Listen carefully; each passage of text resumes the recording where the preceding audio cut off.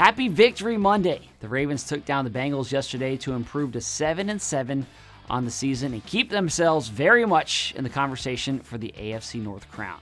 There are now only 3 games left to play in the regular season, and the Ravens still control their own destiny when it comes to getting back to the playoffs. So let's break things down for you a little bit more. First of all, everyone should be breaking out their Miami Dolphins gear for tonight's matchup that they have against the Pittsburgh Steelers. If the Dolphins beat the Steelers tonight, then the Steelers would be tied with the Ravens at 7-7. If that happens, then the Ravens need to win just one of their next 2 games against the Patriots or against the Packers to force a win-and-get-in situation against the Steelers in Week 18. It's really that simple, and I know plenty of people cast off the Ravens after their losses to the Bengals and the Steelers, but they could be right back in position to force a winner-take-all matchup in Week 18.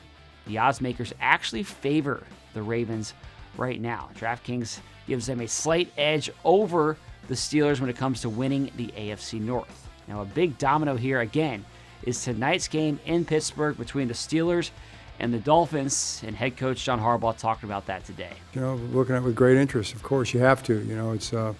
It's part of the fun of this whole thing. It's exciting to watch these games.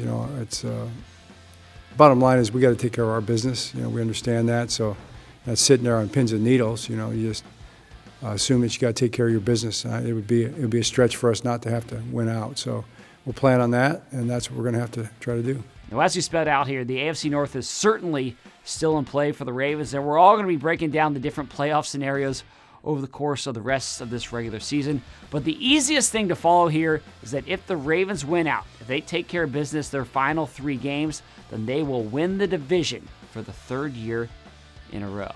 Now, that's it for me on Final Drive today. Thanks for watching. We'll see you again tomorrow.